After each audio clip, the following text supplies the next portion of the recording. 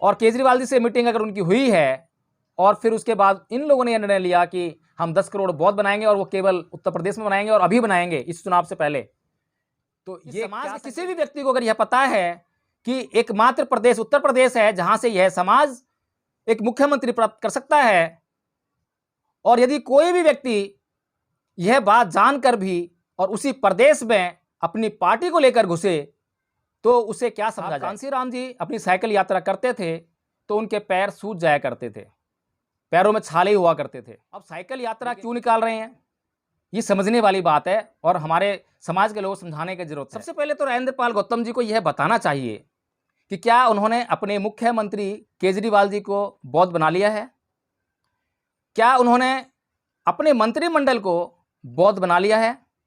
क्या उन्होंने अपने सारे दिल्ली के जो विधायक हैं उनको बौद्ध बना लिया है? लेकिन क्या आपके अलावा जो दिल्ली की विधानसभा है उसमें 11 और विधायक हैं जो आपके समाज से आते हैं, क्या आपने उनको बौद्ध बना लिया है? और कोई भी व्यक्ति जो अपने धर्म ग्रंथों को अध्ययन नहीं करता है, धर्म ग्रंथों को जानता नहीं है, धर्म के बारे में जानकारी नहीं रखता है, तो उसको क्या अधिकार है अपने आप को हिंदू कहने का, अपने आप को बौद्ध कहने का, अपने आप को मुसलमान कहने का? उसको तो अधिकार है।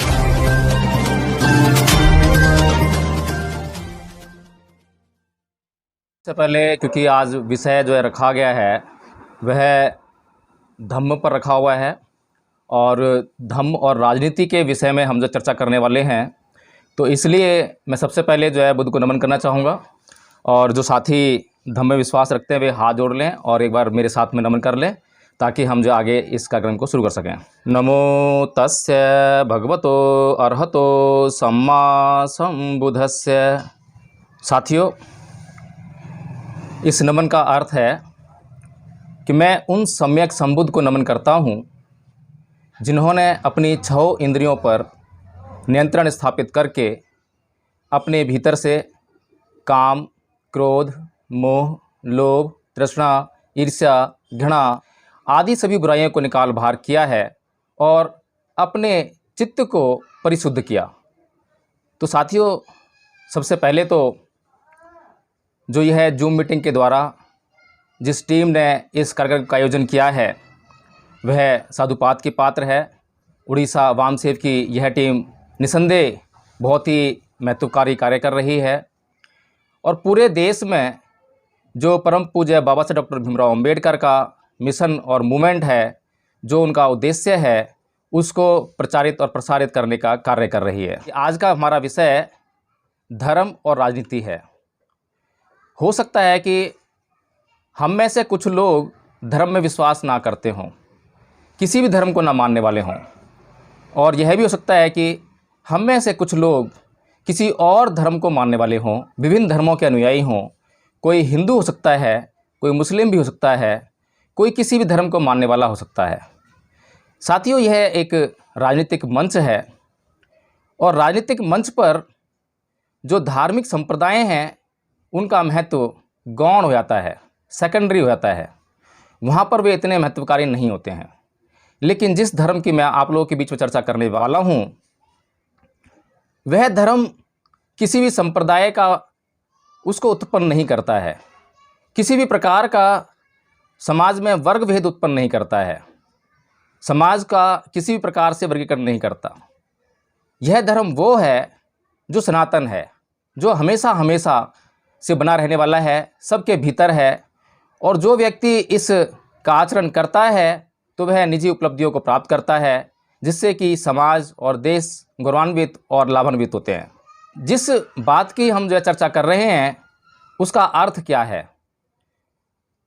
हम देखते हैं कि हमारे देश में विभिन्न धर्म वास करते हैं, विभिन्न धर्म के लोग रहते हैं और आपस में एक सांप्रदायिकता का माहौल हम लोग देखते हैं। और इस सांप्रदायिकता के माहौल में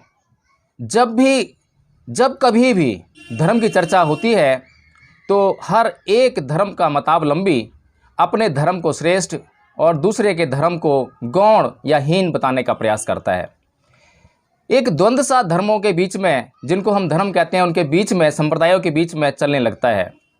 और यही कारण है कि अब बारंबार जब भी हम राजनीति की बात करते हैं तो वहाँ पर हमें यह कहना पड़ता है यह कहने के लिए मजबूर होना पड़ता है कि धर्म और राजनीति को अलग रखो, राजनीति में धर्म को मत लेकर आओ। लेकिन साथियों, ये बहुत ही दुर्भाग्य की बात है कि धर्म तो सनातन है और धर्म के बिना कोई भी व्यक्ति पूर्ण नहीं है, और धर्म के बिना राजनीति क्या हो जाती है यह सब लोगों के बीच में विदित है। सब लोग जान पा रहे हैं कि धर्म के अभाव में भारत देश में जो राजनीतिक सत्ता आज चल रही है वह किस तरह का प्रचंड और बुरा अभियान इस देश के लोगों के लिए चला रही है। आज हम देख रहे हैं कि धर्म के ही अभाव में जो इस देश पर शासित या शासन करने वाली बीजेपी पार्टी है, आज उसने नाना प्रकार के अत्याचार इस देश पर करना शुरू कर दिए हैं।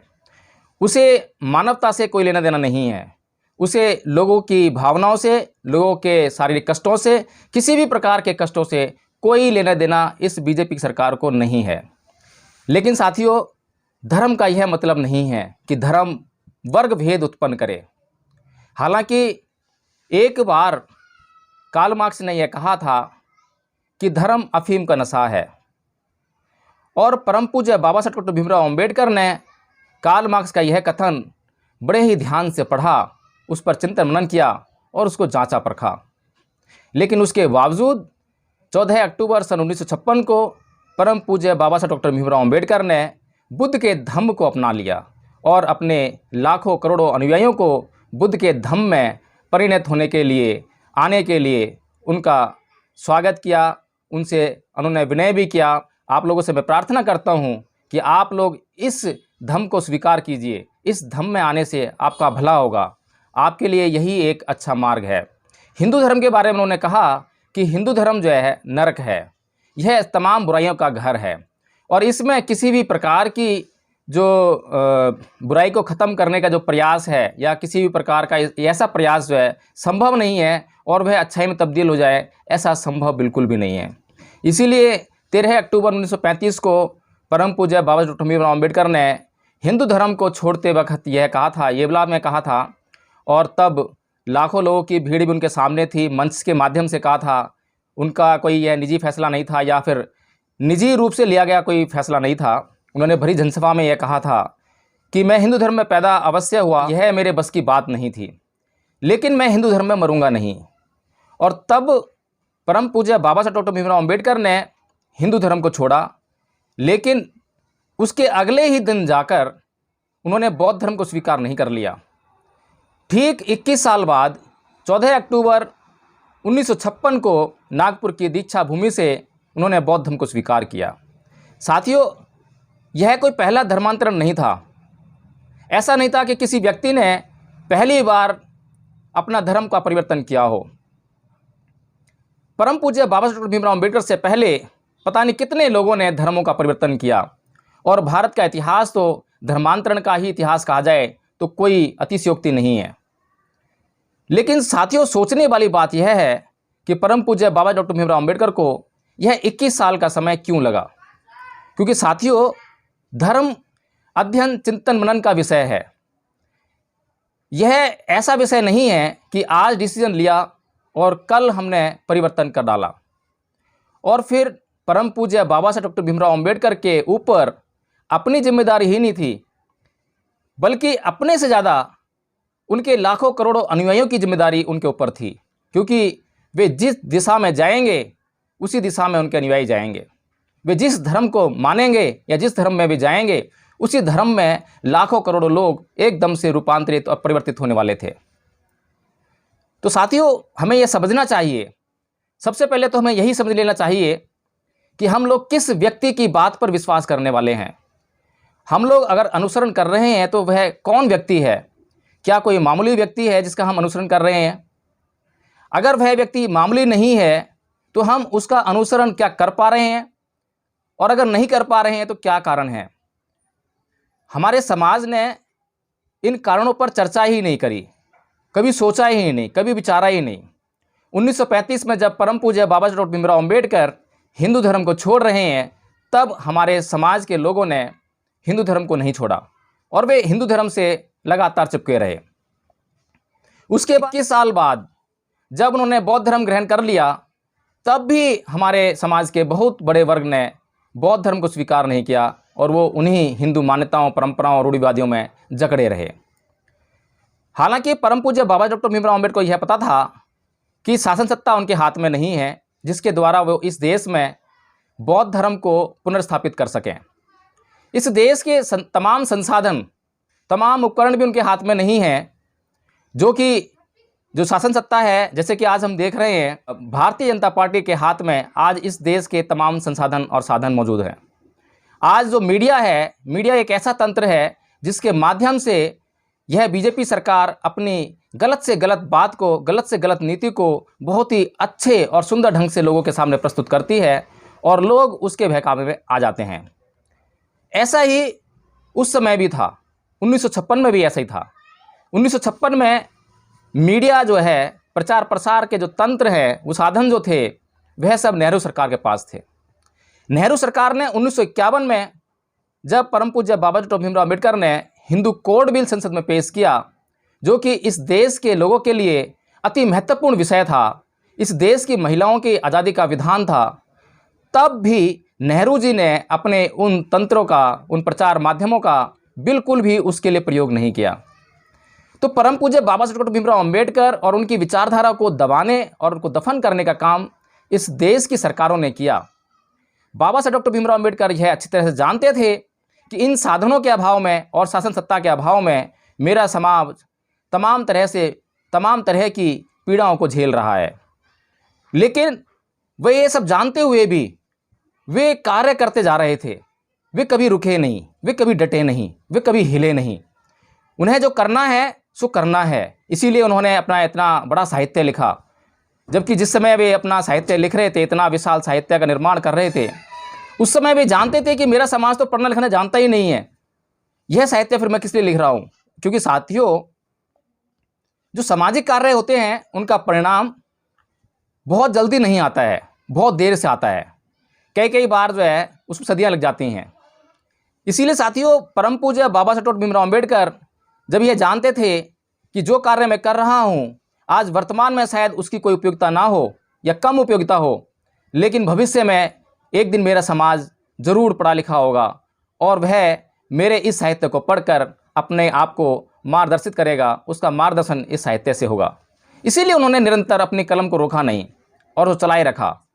और आज हम देखते हैं कि आज हमारा समाज जब पढ़ लिख गया है तो उसी साहित्य को पढ़कर आज पढ़ा लिखा वर्ग अपने उस साहित्य के माध्यम से अपने समाज को लगातार निरंतर जगाने का प्रयास कर रहा है। हमारे बीच में वकील साहब हैं जिनका दूसरा सेशन स्टार्ट होने वाला है, जो परम पूज्य बाबा साहेब डॉक्टर भीमराव अम्बेडकर का जो साहित्य है उसको पढ़कर लोगों को पढ़ाने का कार्य कर रहे हैं। जो लोग उनका साहित्य नहीं पढ़ सकते हैं वे उन लोगों को पढ़ाने का प्रयास कर रहे हैं। इसी दिन के लिए परम पूज्य बाबा साहेब डॉक्टर भीमराव अम्बेडकर ने वह साहित्य लिखा था। इसी प्रकार साथियों, 14 अक्टूबर सन 1956 को जब परम पूज्य बाबा डॉक्टर भीमराव अम्बेडकर धर्मांतरण कर रहे हैं, बौद्ध धर्म में शामिल हो रहे हैं, तब भी उनको अच्छी तरह से कई बातें मालूम हैं।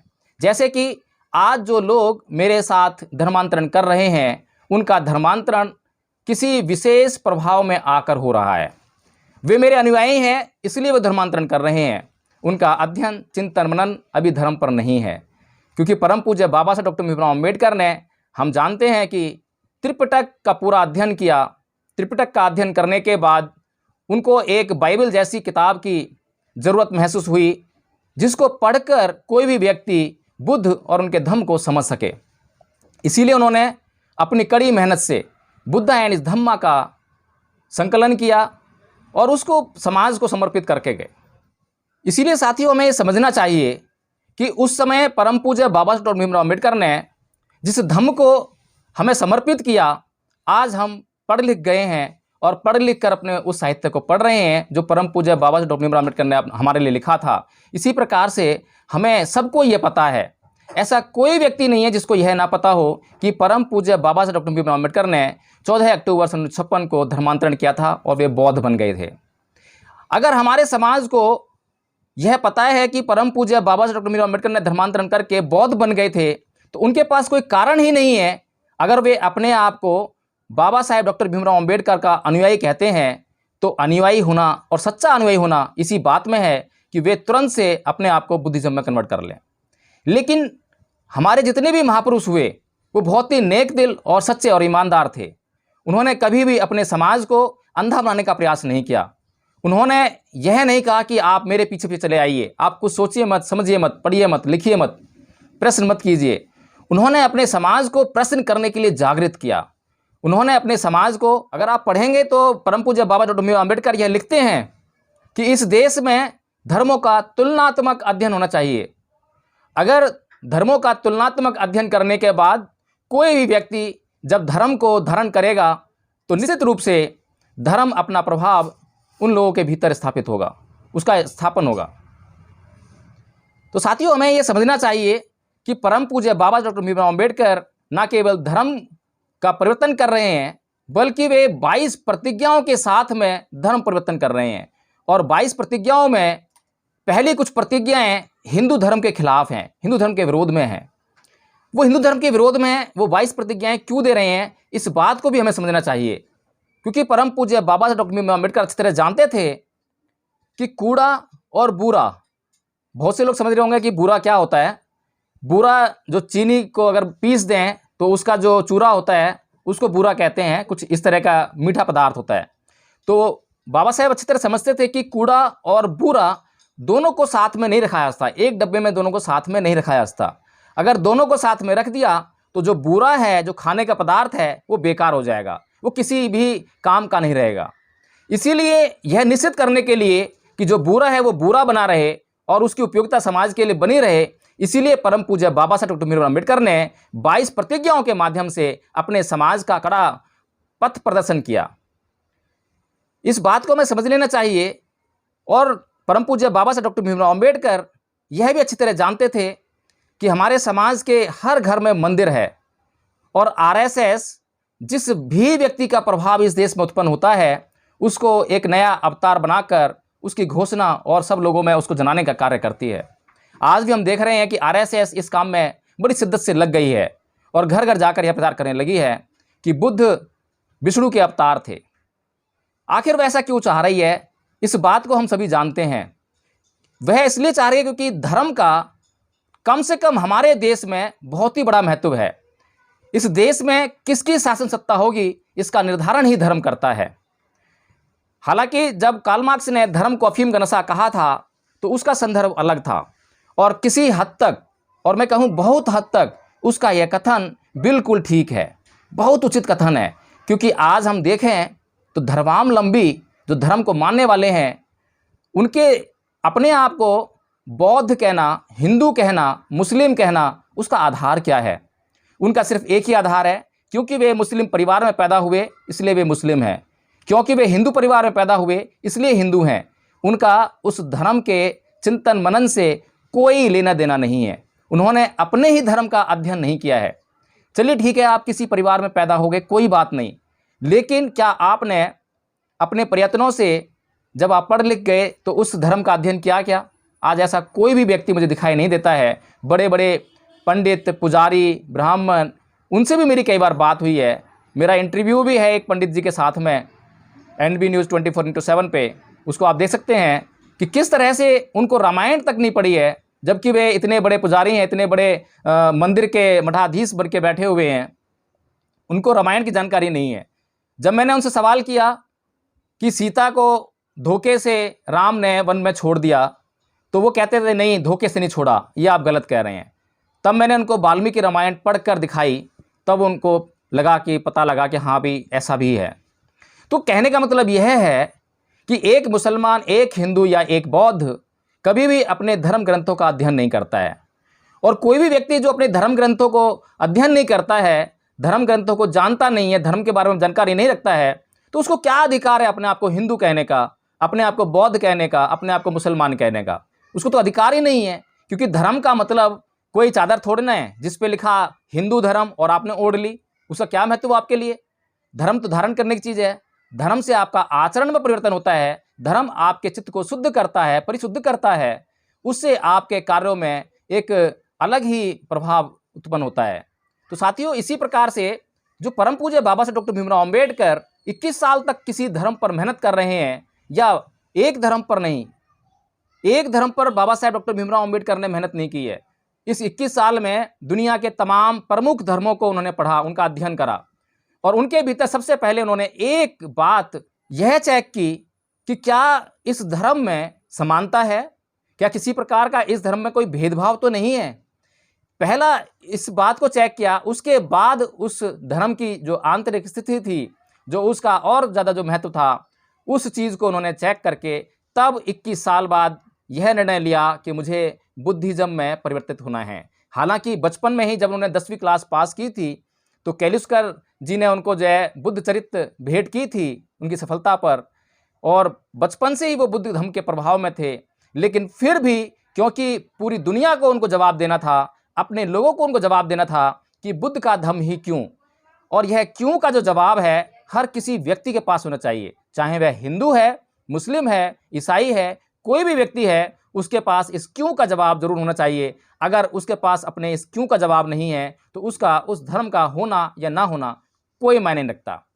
तो साथियों, इसी तरह से जिस धर्म की मैं बात कर रहा हूँ, और मैं यह कहूँ कि इसी धर्म ने सबसे पहले दुनिया को धर्म का दर्शन कराया कि धर्म आखिर है क्या, और धर्म का अर्थ बताते हुए बुद्ध कहते हैं कि सब पापस्य अकर्णं कुशलस्य उपसंपदा सचित्त पर्योदपनं एतं बुद्धानुशासनं, यानी कि सभी प्रकार के पाप कर्मों को ना करना और सभी प्रकार के कुशल कर्मों को, अच्छे कर्मों को करना, और ये जो पाप कर्म है और जो पुण्य कर्म है, इन दोनों के अंतर को जानने के लिए अच्छे शुद्ध चित्त का निर्माण करना, यही धर्म है।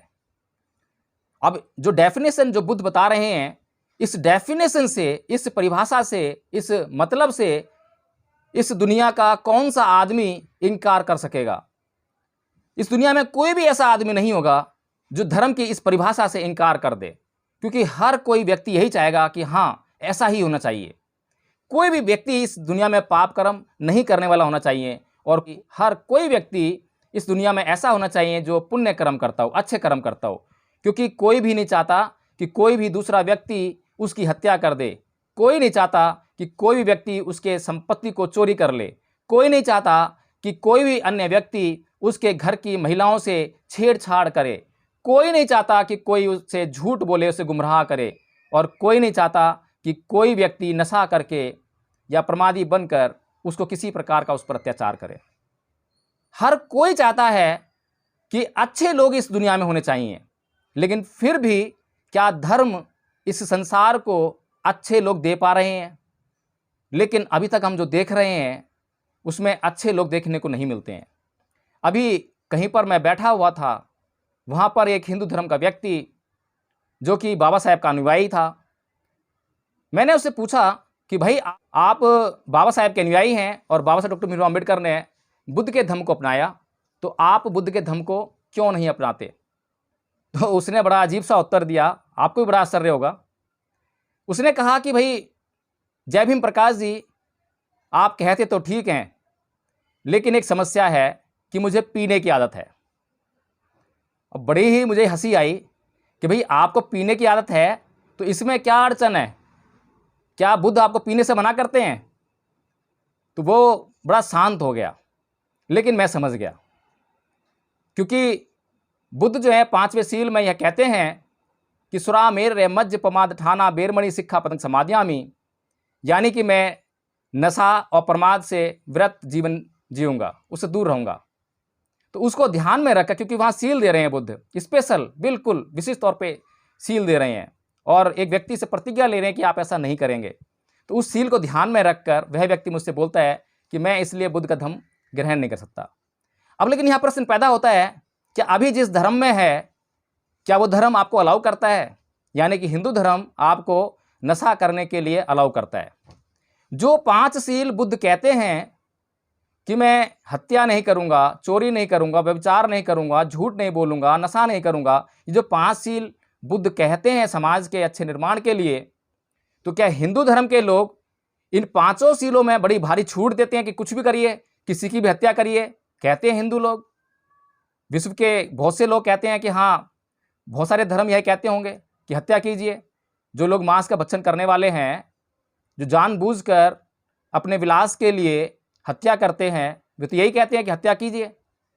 चोरी करना, व्यभिचार करना, इन सब बातों से तो भरा पड़ा है। हिंदू धर्म ग्रंथ जो है, बाबा साहेब को पढ़ लीजिए आप, क्रांति प्रतिक्रांति पढ़ लीजिए उनकी किताब, हिंदू धर्म की पहेलियाँ उन्होंने लिखी है, इतनी महत्वपूर्ण किताब है, उसको पढ़ लीजिए। तो ये जो ग्रंथ परम पूज्य बाबा डॉक्टर ने लिखे हैं, उनके माध्यम से वे ये बताना चाहते हैं कि वे हिंदू धर्म को क्यों छोड़ रहे हैं। पूरा संपूर्ण मार्गदर्शन हमारे समाज का, इस भारत देश का, इस पूरी दुनिया का परम पूज्य बाबा साहब डॉक्टर अम्बेडकर ने किया है, लेकिन हम उसको समझ नहीं पा रहे हैं, और जो लोग समझ गए हैं वो दूसरों को समझा नहीं पा रहे हैं। इसीलिए उसके अभाव में हम निरंतर इस धर्म से दूर हैं, और जिस धर्म के संपर्क में हैं वह धर्म हमें दूसरी तरफ ले जाता है। आज अगर हम बात करें कि धर्म का कितना बड़ा रोल इस देश में है, तो यह किसी से अछूता नहीं है, अनसुना नहीं है। सभी लोग जानते हैं कि धर्म के आधार पर ही आज इस देश में शासन सत्ता स्थापित हुई है। जो दूसरा समाज है वह सिर्फ एक हुक्कार लगाता है। आरएसएस सिर्फ लोगों के बीच में जाकर एक ही बात का प्रचार करती है कि हिंदू धर्म खतरे में है, हिंदू धर्म खतरे में है। अब जब हिंदू धर्म खतरे में है तो हिंदू लोग इकट्ठा होंगे, और जो हिंदू लोग इकट्ठा होंगे तो उसमें अब हमारे समाज का कितना बड़ा हिस्सा हमारे ही खिलाफ खड़ा हो रहा है, इस बात को हमें समझना चाहिए। और किस तरह से परम पूज्य बाबा डॉक्टर भीमराव अम्बेडकर ने एक बड़ा उदाहरण देकर, बहुत ही अच्छा उदाहरण परम पूज्य बाबा साहब डॉक्टर भीमराव अम्बेडकर ने एक सच्चा जीता जागता ऐतिहासिक उदाहरण दिया कि यूनान का एक मामला है। यूनान में ऐसे ही दो जातियां हुआ करती थीं, एक ब्राह्मण जैसी ऊंची जाति कही जाती थी, और एक ऐसे ही शूद्र समाज जैसी नीची जाति कही जाती थी। शूद्र जाति के लोगों को कोई किसी भी प्रकार का राजनीतिक अधिकार नहीं था।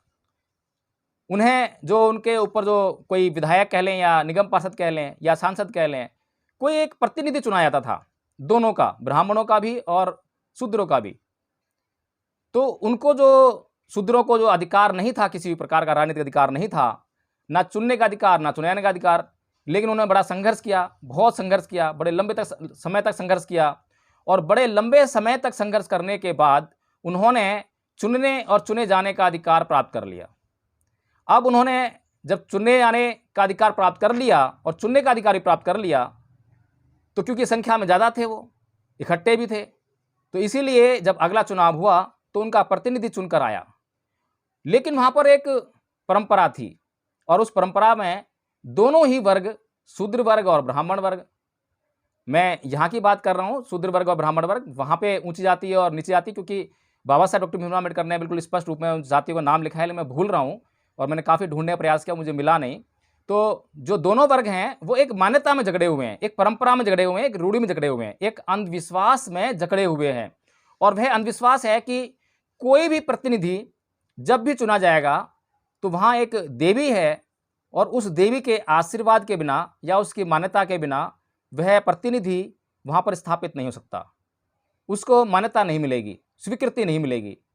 अब जैसे ही वो जो नीची जाति के जो लोग हैं उनका जब प्रतिनिधि चुना गया, और जब वह उस मंदिर में देवी के पास गया और देवी से जब वह स्वीकृति लेने जाता है, तो उस स्वीकृति के पीछे जो वहाँ का जो पुजारी है, जो ब्राह्मण है, जो उच्च जाति का था, उसी का बड़ा हाथ था कि वह किस प्रकार से यह बताएगा कि हाँ देवी ने स्वीकृति दे दी है, और वह किस प्रकार से बताएगा कि देवी ने स्वीकृति नहीं दी है। तो जैसे ही उस नीची जाति का जो व्यक्ति है, प्रतिनिधि चुनकर वहाँ जाता है माता स्वीकृति लेने देवी से, तो वहाँ का जो पुजारी है वह यह घोषणा करता है कि यह देवी को प्रतिनिधि स्वीकार्य नहीं है। तो परम पूज्य बाबा साहब डॉक्टर भीमराव अम्बेडकर इस उदाहरण के माध्यम से यह बताते हैं कि इस समाज ने बड़ी मेहनत से, बड़े त्याग, समर्पण और बलिदान से एक लंबे समय तक संघर्ष करके जो अधिकार प्राप्त किया, अपनी हठधर्मिता, अंधविश्वास के कारण जो है वह अधिकार खो दिया। यही हालत जो है हमारे समाज की है।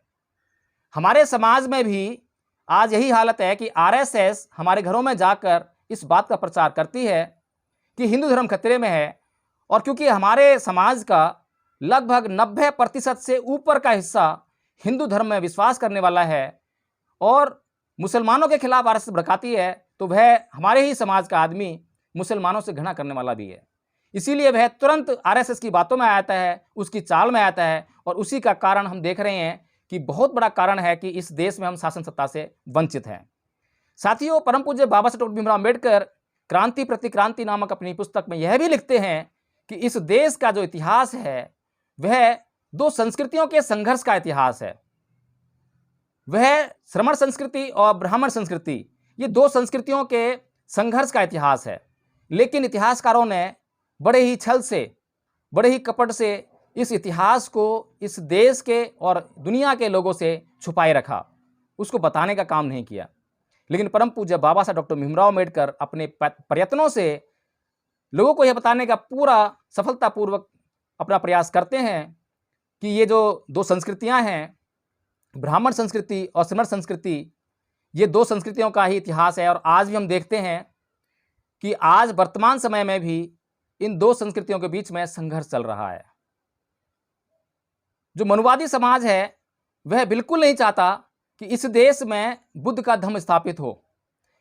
पीछे हमने देखा है कि पिछले साल अयोध्या में राम मंदिर का निर्माण का शिलान्यास हो गया, वह काम शुरू हो गया। और इस काम में सुप्रीम कोर्ट ने अपनी महत्वपूर्ण भूमिका अदा की। सुप्रीम कोर्ट जैसी संस्था अगर मनुवादियों के चुंगल में है, उनके कब्जे में है, तो हम न्याय की उम्मीद किससे कर सकते हैं?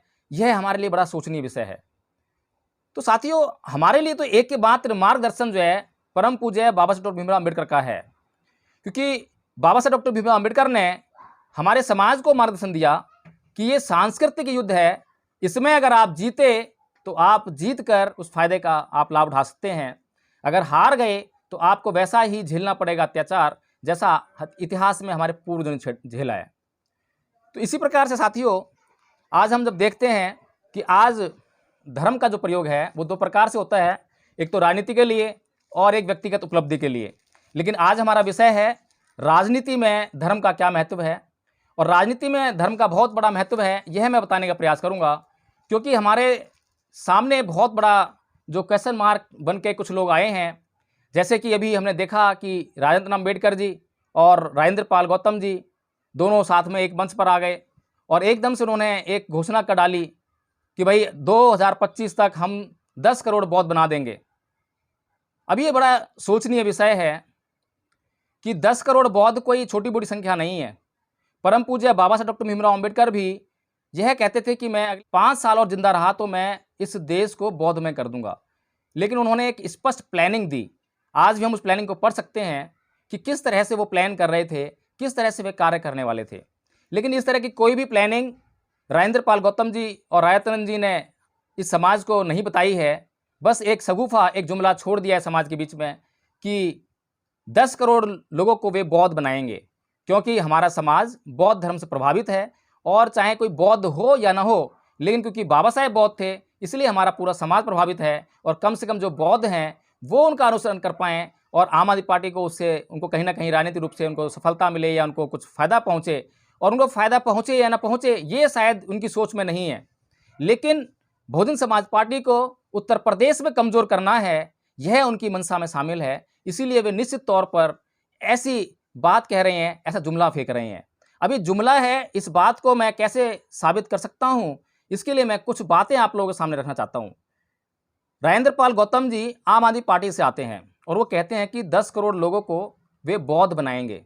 अब बौद्ध बनाना कोई इतना आसान काम तो है नहीं, लेकिन मिस कॉल देकर अगर कोई बौद्ध बन जाए, अब मैं बौद्ध हूँ पहले से ही, और अगर मैंने मिस कॉल दे दी तो मेरा नाम भी उसमें शामिल हो गया, यानी कि जो अभी बौद्ध हैं वो भी शामिल हो जाएंगे। चलिए छोड़िए इस विषय को, इसको भी छोड़ दीजिए, चलो उनको भी शामिल कर लीजिए, तब भी आप 10 करोड़ लोगों को बौद्ध बना लीजिए। लेकिन ऐसा नहीं है। सबसे पहले तो राजेंद्र पाल गौतम जी को यह बताना चाहिए कि क्या उन्होंने अपने मुख्यमंत्री केजरीवाल जी को बौद्ध बना लिया है? क्या उन्होंने अपने मंत्रिमंडल को बौद्ध बना लिया है? क्या उन्होंने अपने सारे दिल्ली के जो विधायक हैं उनको बौद्ध बना लिया है? चलो ठीक है, वो दूसरे समाज से हैं, उनको बौद्ध धर्म पसंद ना आता हो या आपकी इच्छा हो, आप क्योंकि बुद्धिस्ट विचारधारा से आते हैं इसलिए आपकी इच्छा है कि देश में बौद्ध बढ़ें, चलिए ठीक है। लेकिन क्या आपके अलावा जो दिल्ली की विधानसभा है उसमें 11 और विधायक हैं जो आपके समाज से आते हैं, क्या आपने उनको बौद्ध बना लिया है? आपने केजरीवाल जी जो इतने पढ़े लिखे और समझदार व्यक्ति हैं, जो अगर आप उनको बौद्ध बनाने की प्रक्रिया समझाएं बौद्ध धर्म के बारे में समझाएं तो वो अच्छी तरह से समझ लेंगे। आपने उनको बौद्ध नहीं बनाया है, आप उनको बौद्ध नहीं बना पाए हैं।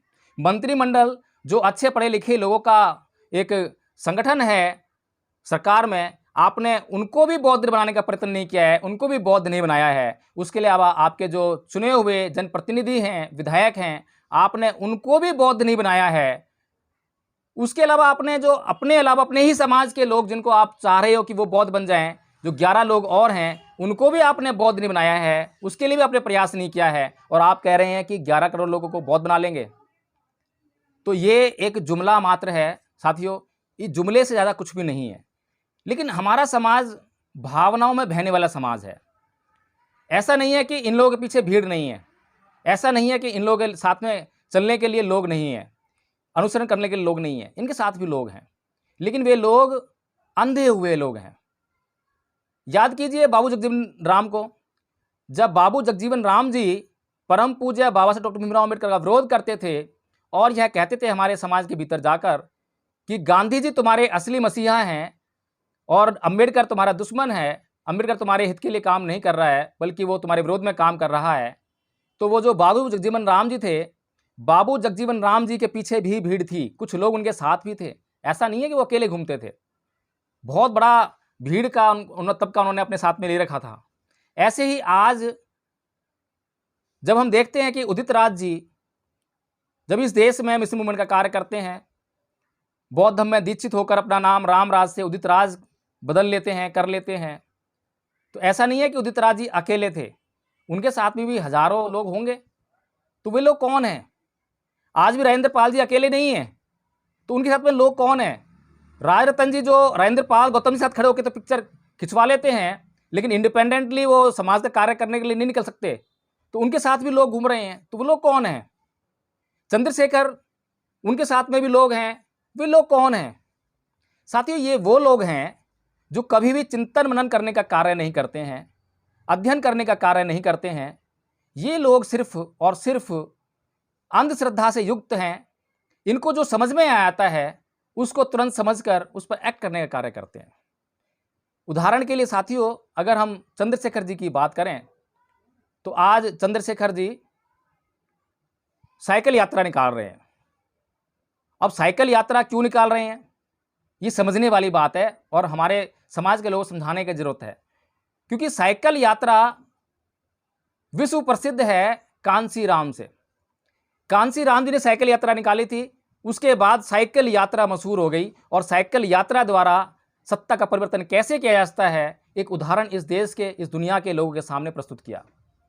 अब क्योंकि हमारे सभी लोग, हमारे समाज के सभी लोग ये जानते हैं कि साइकिल यात्रा करके साहब कांसी राम जी ने इस देश में सत्ता का परिवर्तन कर दिया।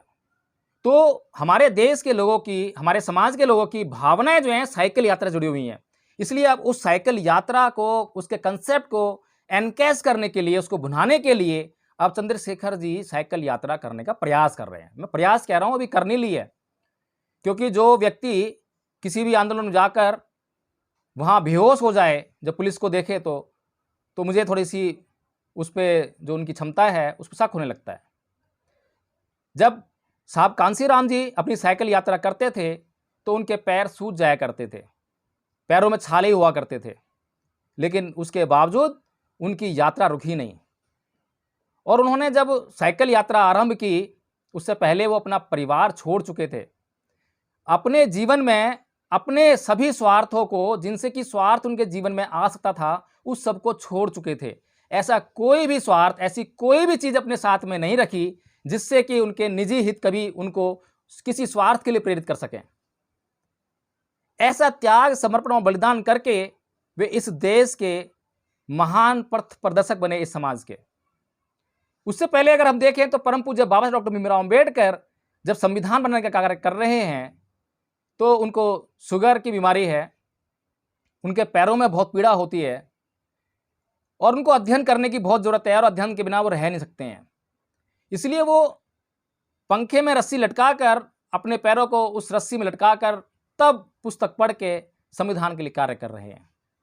निरंतर, चाहे वो कितने भी बीमार रहे हों, कितनी भी पीड़ा से गुजरे हों, नाना प्रकार के दुखों को उन्होंने झेला, 4 बच्चों की मृत्यु और फिर अपनी से प्रिय पत्नी जिसको बहुत प्यार करते थे, उसकी मृत्यु 1935 तक ये सब लोग उनसे छूट चुके थे। उसके बाद भी उस व्यक्ति ने इस देश के लिए, मैं इस देश के लिए बोल रहा हूं, इस समाज के लिए नहीं बोल रहा, कुछ लोगों ने परम पूज्य बाबा साहब डॉक्टर भीमराव अंबेडकर को एक समाज का बना के रख दिया है। तो इस देश के लिए परम पूज्य बाबा साहब डॉक्टर भीमराव अंबेडकर ने उस कड़ी तपस्या को अपने सामने रखकर, उसका साथ लेकर और उन दुखों को जीत कर तब वे काम कर पाए। उनके अपने निजी स्वार्थ बिल्कुल भी नहीं थे, और निजी स्वार्थ को कोई महान व्यक्ति अपने पास फटकने नहीं देता, तब जाकर इस समाज के लिए कुछ काम हो पाता है। आज चंद्रशेखर आजाद जी, जो कि भीम आर्मी नामक एक सामाजिक संगठन को लेकर शुरुआत की उन्होंने, उसके बाद पहले ये प्रचार किया कि मैं कभी राजनीति में नहीं आऊँगा, फिर एकदम से शायद 1 साल का भी उनका प्रयास नहीं रहा होगा समाज के बीच जाकर, और तुरंत ही उन्होंने राजनीतिक पार्टी बना ली। राजनीतिक पार्टी बनाने से पहले उन्होंने किसी भी जो स्वार्थ हो सकते हैं एक व्यक्ति की जिंदगी में, उनको तिलांजलि नहीं दी है, किसी भी तरह का त्याग की घोषणा उन्होंने की है, किसी भी तरह का समर्पण उन्होंने समाज के प्रति दिखाया नहीं है, उसे साबित नहीं किया है। तो साथियों, हम कैसे समझ लें कि चंद्रशेखर आजाद जी आज इस समाज के लिए उसी त्याग और समर्पण करके और जनता के बीच में आ रहे हैं। अगर मैं बात करूं साहब कांसीराम जी की, बहुजन समाज पार्टी की, तो एक एक वोटर आज जो तैयार हुआ है बसपा के कैडर से, और एक एक वोटर जो आज बेशक आज ये सोच रहा हो कि वह बहन जी को वोट नहीं देगा, लेकिन वो भी अगर मिशन मूवमेंट की विचारधारा से आज अगर वाकिफ हुआ है, अगर जानकारी उसको इस मिशन मूवमेंट की हुई है, तो उसको पता करना होगा कि उसको इस जानकारी का स्रोत क्या है। क्या साहब कांसीराम जी ने दिन रात एक करके बहुत से लोगों को कैडर देने के लिए तैयार नहीं किया था? क्या जो तैयार किए गए लोग थे कैडर देने के लिए, क्या वे समाज के बीच में गांव गांव जाकर लोगों को जगाने का काम नहीं किया था? जब कोई भी परम पूज्य बाबा साहब डॉक्टर भीमराव अंबेडकर को और इस देश के महापुरुषों को जब हमारे समाज के लोग जानते ही नहीं थे, उनका कोई परिचय ही नहीं था उनसे, तो उसका परिचय कराने का काम किसने किया? एक एक वोट को साहब कांसीराम जी ने बड़ी मेहनत से तैयार किया, बड़ी कड़ी तपस्या से तैयार किया। क्या चंद्रशेखर आजाद आज उन्होंने एक भी वोटर अपनी उस कड़ी तपस्या के जरिए तैयार किया है क्या? क्या वे गांव में जाकर वैसे ही कैडर दे रहे हैं क्या? क्या उन्होंने कोई कैडर प्रोग्राम तैयार किया है क्या? क्या वर्तमान स्थिति में जो राजनीति चल रही है उसको वो कैसे ओवरकम करेंगे, उनके ऊपर कोई प्लानिंग है क्या? ये तो बातें हैं त्याग तपस्या और संघर्ष की, समर्पण की, कि कोई व्यक्ति अगर इतना समर्पण कर रहा है तो भी चलो एक बार के लिए सोचा जाता है स्वीकार करने के लिए। लेकिन साथियों, अगर यह एक सामाजिक सोच, मिशन मूवमेंट की सोच है, अपने महापुरुषों के आंदोलन को आगे बढ़ाने की सोच है, तो एक सवाल और बनता है कि आपको यह अच्छी तरह पता है कि इस समाज को अगर शासन सत्ता प्राप्त हो सकती है तो वह केवल उत्तर प्रदेश में है। अभी एकमात्र उत्तर प्रदेश एक ऐसा प्रदेश है जहां से यह समाज एक मुख्यमंत्री प्राप्त कर सकता है। और आपको अगर यह पता है अच्छी तरह से, इस समाज के किसी भी व्यक्ति को अगर यह पता है कि एकमात्र प्रदेश उत्तर प्रदेश है जहां से यह समाज एक मुख्यमंत्री प्राप्त कर सकता है, और यदि कोई भी व्यक्ति यह बात जानकर भी और उसी प्रदेश में अपनी पार्टी को लेकर घुसे, तो उसे क्या समझा जाए? क्या चंद्रशेखर आजाद आज उन्होंने ऐसी हैसियत बना ली है समाज के बीच में कि समाज एकदम पलटकर जो वोट बीएसपी को जाने वाला है वो बीएसपी को न जाकर वो चंद्रशेखर आजाद चला जाएगा, और अगर मुख्यमंत्री इस समाज का बनने वाला होगा, दूसरी पार्टी कोई नहीं जीत रही होगी, तो वो सिर्फ और सिर्फ चंद्रशेखर आजाद होगा? क्या ऐसी स्थिति है क्या?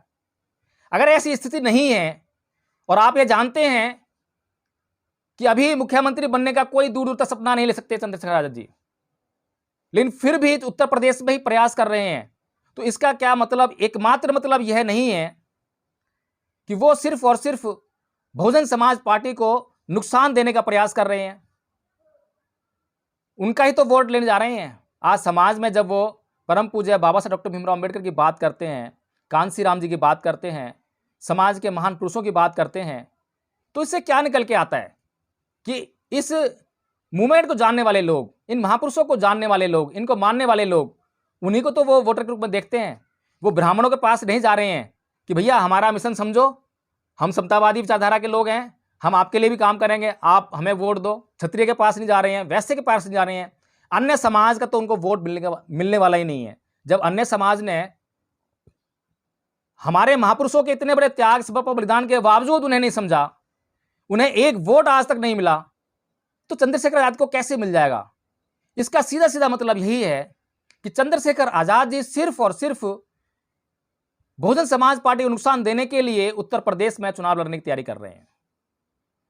अगर उनके अंदर सामाजिक सोच होती, अपने महान पुरुषों के प्रति उनके त्याग, समर्पण, बलिदान के लिए जरा सी भी इज्जत होती, तो वे इस मिशन मूवमेंट को समझते।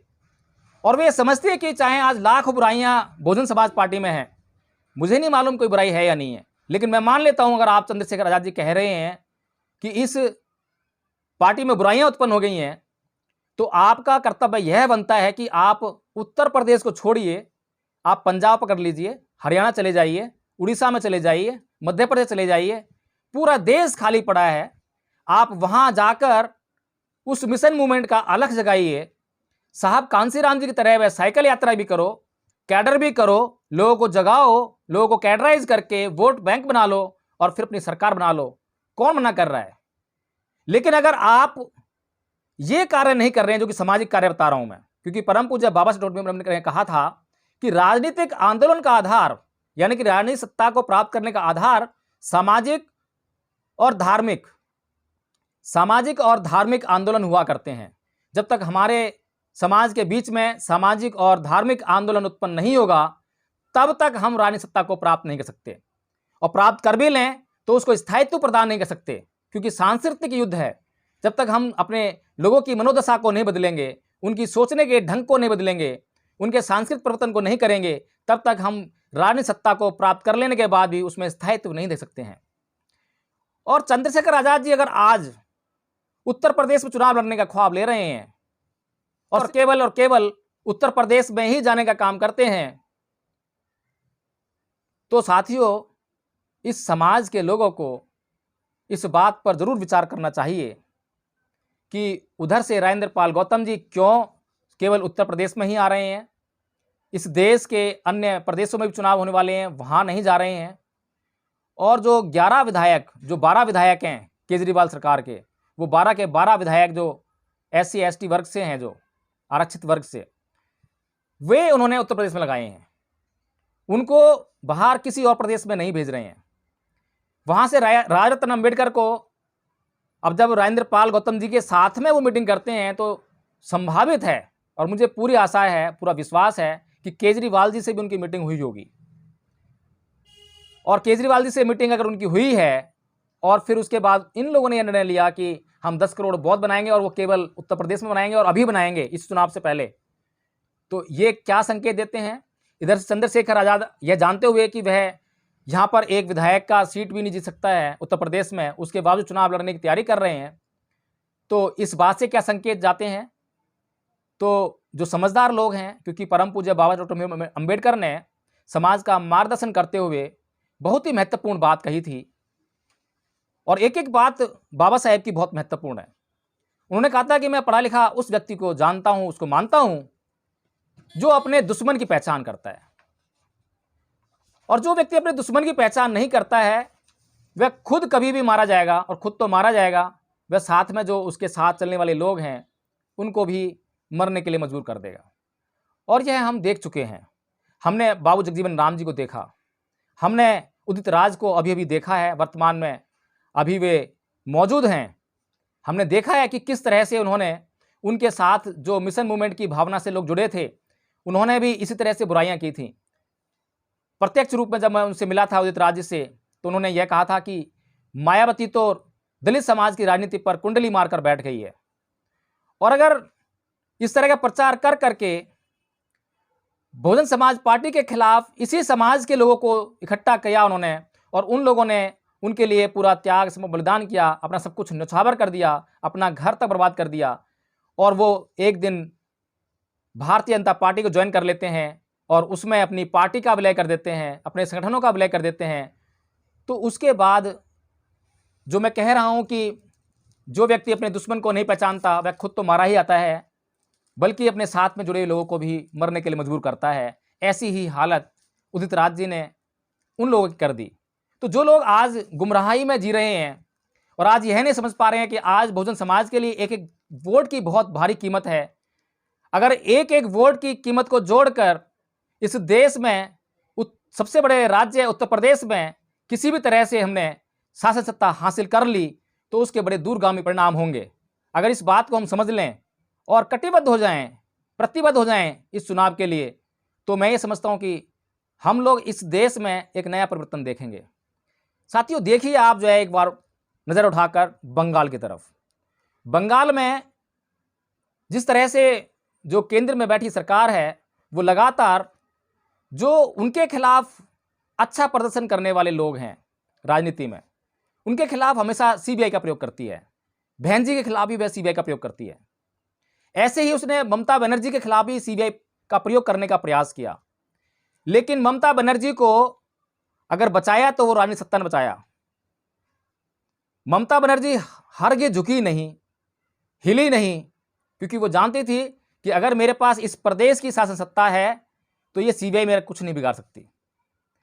ऐसे ही साथियों, आज कहीं ना कहीं हमें इस बात की धमक महसूस होती है, क्योंकि साहब कांसी राम जी ने अपनी पुस्तक, अपनी बहुत ही महत्वपूर्ण पुस्तक चमचा युग के माध्यम से हमारे समाज को यह बताने का प्रयास किया कि जब जब तुम्हारे समाज में कोई निष्ठावान, ईमानदार और सच्चा नेतृत्व पैदा होगा तो उसको तोड़ने के लिए, उसको गिराने के लिए, उसको झुकाने के लिए इस देश के मनुवादी लोग नाना प्रकार के यत्न करेंगे, प्रयत्न करेंगे, षड्यंत्र रचेंगे। का हिस्सा ही है आज डॉक्टर अम्बेडकर जी, राजेंद्र पाल गौतम जी और चंद्रशेखर आजाद जी। आज मुझे सीधे सीधे तौर पर जहां तक मेरी दृष्टि जाती है, मैं ये देख पाता हूं कि ये लोग आज उस षड्यंत्र का हिस्सा बने हुए हैं। आज इनकी अपनी खुद की राजनीतिक महत्वाकांक्षाएं इतनी हावी हो रही हैं इनके ऊपर कि आज ये कुछ भी देखने के लिए, सुनने के लिए तैयार नहीं है। आज चंद्रशेखर आजाद जी को जो थोड़ी बहुत उनके पीछे भीड़ चल रही है, उसको देख के ऐसा महसूस होता होगा कि वो अगले चुनाव में मुख्यमंत्री बनने वाले हैं। लेकिन साथियों, अगर अभी जो वर्तमान स्थिति उत्तर प्रदेश में बहुजन समाज पार्टी की है, अभी 19 विधायक हमारी झोली में हैं, और अगर ये चुनाव होने के बाद ये 19 विधायक भी नहीं रहे तो फिर क्या चंद्रशेखर आजाद जी इस समाज को बचा पाएंगे? क्या इस समाज का जो मिशन मूवमेंट है उसको बचा पाएंगे? इस देश में हमारे महान पुरुषों के त्याग, समर्पण, बलिदान को बचा पाएंगे? तो साथियों, हमें यह सोचना होगा। तथागत बुद्ध ने कहा धम्मपद में कि अपमादो अमत पदंग पमादो मचनो पदंग अपमता नैमियंती ये पमता यथा मता, कि जो प्रमाद है वो मृत्यु पद के समान है। इसलिए बुद्ध ने अप्रमादी होने के लिए कहा। आज हम चंद्रशेखर जी के माध्यम से यही देख पा रहे हैं, क्योंकि यदि कोई शॉर्टकट देखना चाहता है बिना अपने एफर्ट्स के, बिना अपने प्रयत्नों के, वह रानी सत्ता में पहुंचना चाहता है बहुत ही छोटे समय में। अभी जुम्मा 1 या 2 साल या 3 साल ही हुए हैं, और जो मेन मीडिया है उसके माध्यम से वो एक हीरोइज्म इस देश में प्राप्त कर चुके हैं। लेकिन हमें समझना पड़ेगा, समाज को देखना होगा कि साहब कांसी राम जी को साहब कांसी राम बनने में कितना संघर्ष और कितना लंबा समय लगा। उनके जो प्रथम 15-20 साल थे उसको देखिए गौर से। क्या चंद्रशेखर जी ने ये अभी कर लिया है इतना सब कुछ? और वे प्रमादी हैं। प्रमादी मतलब कि आज अपने बल पर नहीं चल रहे हैं, आज वे दूसरों के बल पर चल रहे हैं। अपना उनके अंदर कुछ भी नहीं है। आप गौर कीजिए, थोड़ा सा इतिहास पर दृष्टि डालिए कि साहब कांसी राम जी ने जो चंदा इकट्ठा किया, जिससे पार्टी ने चुनाव लड़ा, वो चंदा कैसा था? क्या धनपतियों के पास जाकर उन्होंने चंदा इकट्ठा किया? क्या ऐसे सेठ और साहूकार समाज में थे जिन्होंने रातों रात उनको खड़ा होने का मौका दे दिया? आज एकदम से चंद्रशेखर आजाद जी की पार्टी खड़ी हुई। मुझे तो याद आता है वो पहला चुनाव जो बिजनौर से बहन जी लड़ा था, जो एक टूटी फूटी जीप लेकर आई थी कहीं से, अपना चैनल, आपका चैनल, समाज का चैनल, देश का चैनल एनबी न्यूज 24/7 को आप लाइक करें, सब्सक्राइब करें और ज्यादा से ज्यादा इसकी वीडियो को शेयर करें ताकि हर खबर को मैं आप तक आसानी से